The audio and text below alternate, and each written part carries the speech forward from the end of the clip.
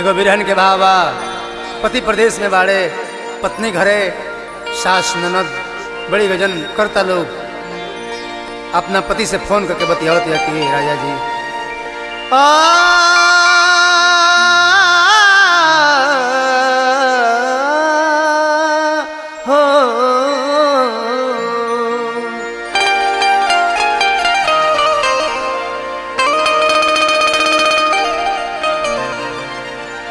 सैया आई घरे आइल राउर जरूरी बा ए सैया आई घरे आइल राउर जरूरी बा एगो मजा बुरी बाना सैया आई घरे आइल राउर जरूरी बा एगो मजा बुरी बाना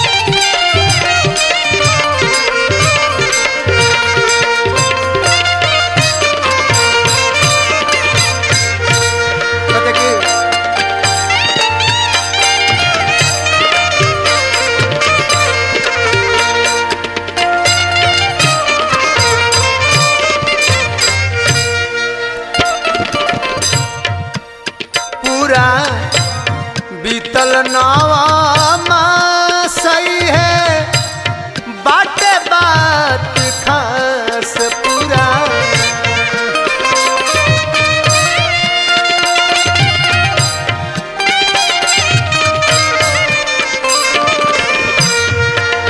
पूरा बीतल नवा सही है बाटे बात खास पूरा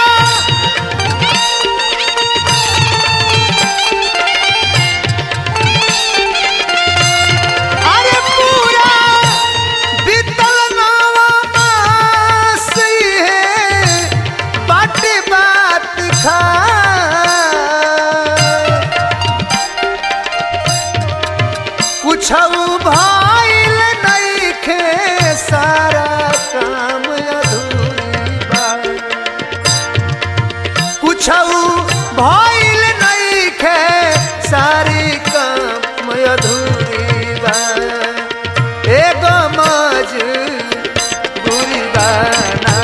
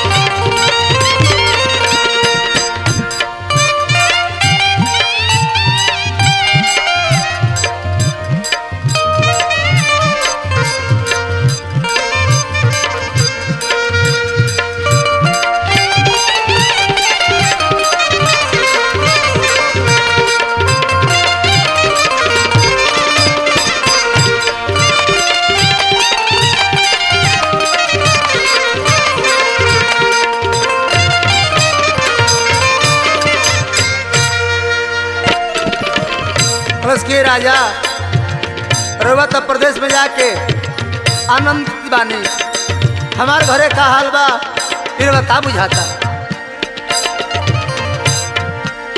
बुढ़ियो मार तारी ताना खैली ननदो के माना। बुढ़ियो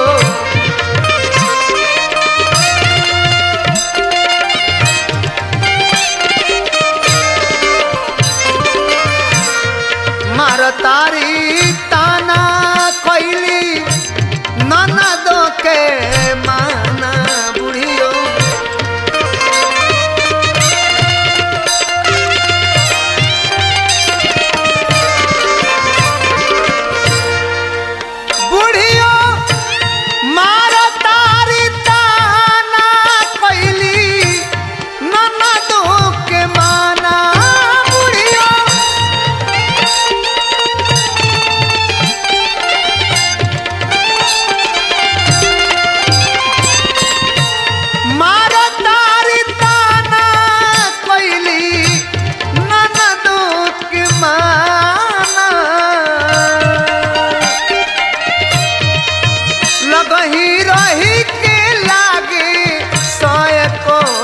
के दूरी बा, लगही रही के लागे सोए को सके दूरी बा। एगो मजबूरी बना।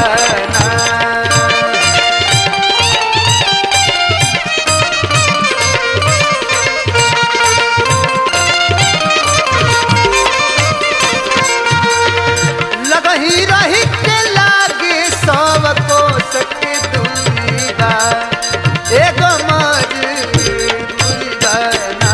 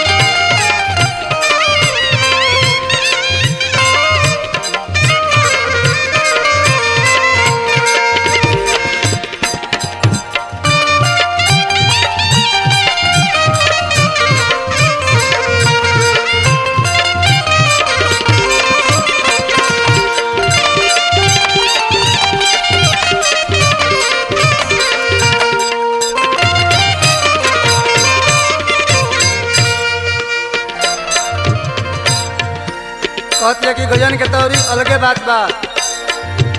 अतना घर में काम, एगो भारी शरीर, सब काम हो नहीं पाता।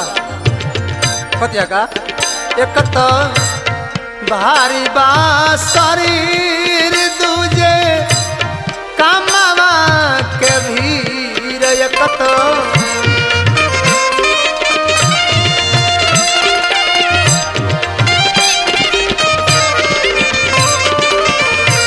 भारी बा शरीर, दूजे कामवा के भीर।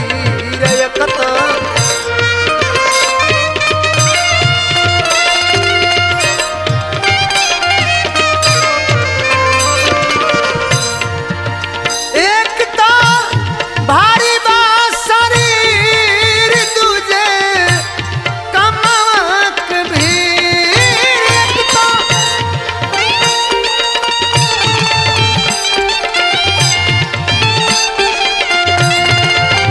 एक तो भारी बा शरीर, दूजे कामवा के भीर। और ये हमरा खाए के व्यवस्था का बा घर में इरवा नहीं पता, तो सुनी हम बताओ तनी। हमारा खाए खातिर मकई के ठूरी बा। हमारा खाए खातिर मकई के ठूरी बा। एगो मजबूरी बना।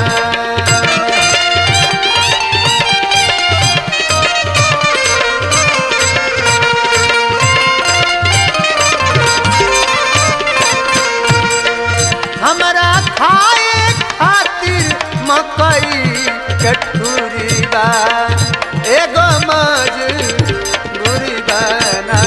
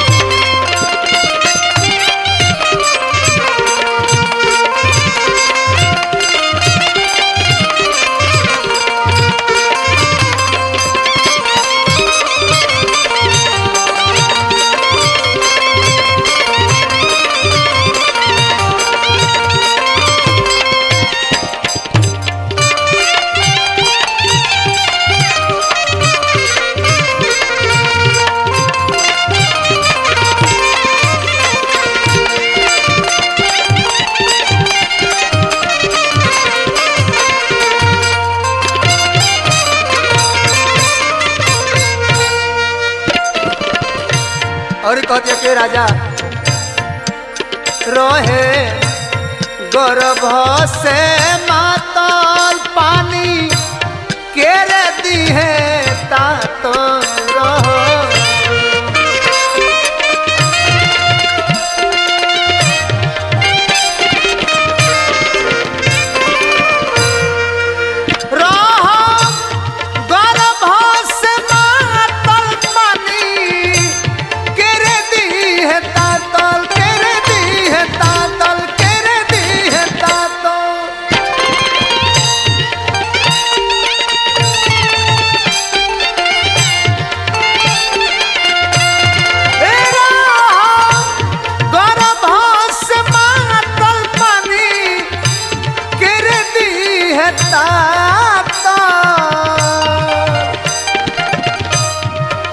छोटे लाल पिया आई बियासा मोर